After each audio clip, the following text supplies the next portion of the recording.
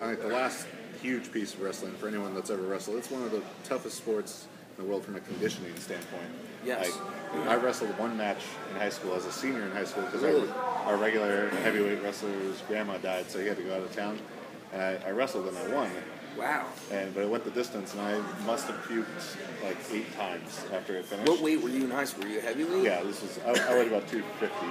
Dude, when I watch heavyweights wrestle, and by heavyweights I mean like 190 and up, sometimes even the 170s, those guys are usually crushed in 30 seconds. And if a guy has good stamina, he'll at that heavier level and athleticism, they can pick it up real quick.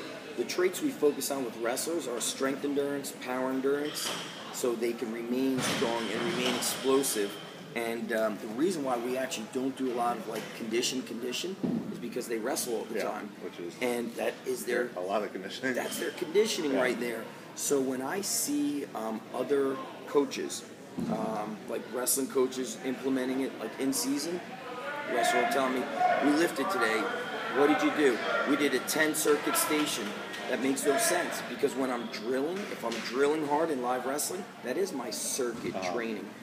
In season, it's not odd for us to do like 2 or 3 lifts. You might do something like floor press for 5 sets of 2, coupled with 6 rep swings, coupled with a rope climb. 5 rounds, 3 exercises. Heavy to moderately heavy, so it's sub-max but explosive. And then leave energy in the tank. Why? So they could put it out on the mat, so they could wrestle their best. I think that's so important. Optimal. That people, whether it's wrestling or football or whatever it is, they miss the concept that practice is training.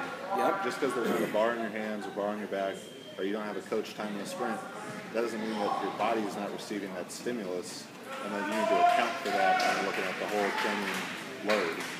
It's if we like wanted to break this down the simplest way, it's just common sense. So okay, you got crushed today at practice. I'm not going to crush you here.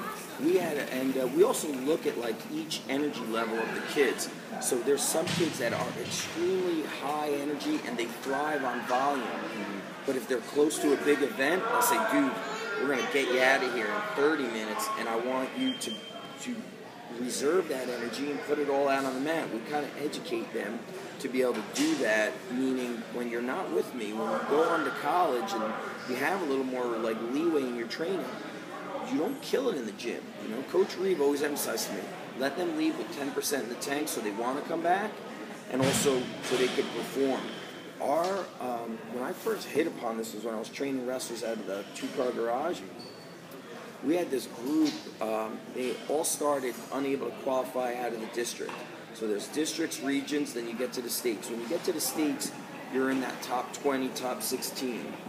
And our in-season workouts, like near that last month, were like 20 minutes. They come in, they roll out, they do a short warm-up, they do those 2 or 3 exercises, roll out, done. And that group was like one of our most successful groups. All of them were all state finalists, went on to college, Division I or high-level D3.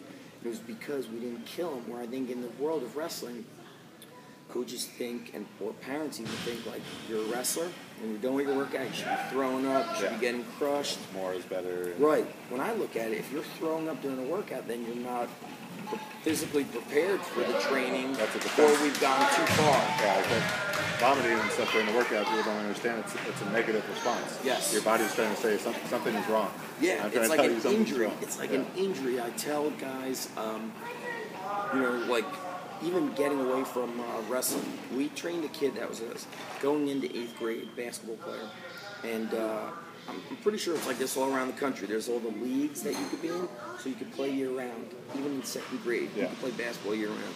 Kid started playing year-round in 4th grade. At the end of his workout, we were going to do 5 minutes of jump rope. Nice and easy, footwork. Or 3 minutes even, I can't remember. After a couple revolutions, he felt something in his foot. We stopped the workout. We told the parents, you got to go get this x-rayed. So he broke one of the metatarsals. And he had been, 4th grade, 5th grade, 6th grade, 7th grade. So for 4 years, he was playing basketball like 11 months out of the year. The only time they don't have league is like 3 weeks out of August. And I said to the dad, I go, when somebody gets hurt, The body's basically, if you won't stop, the body will find a way to stop you. And that's what an injury is. You're going to do this wrong, you're going to break down. And this is why I even tell the wrestlers, I go, you guys that wrestle, you should play football. So especially the kids that aren't mean, so they learn to like hit, and so they get off the mat. Yeah. And if they don't do football, I say then you need to do judo instead of wrestling. You need to at least change something. But the body injuries are the way of the body saying, if you're not stopping, if you're not going to keep going beyond, I'm going to stop you. Well, Zach, I think we got a ton of great information in here. Thanks a lot for taking the time to talk. Yes. Make sure to check out undergroundstrength.tv. .tv. That's it, guys. All right, Zach Even Esh, thank you very much. Awesome. Thanks, guys.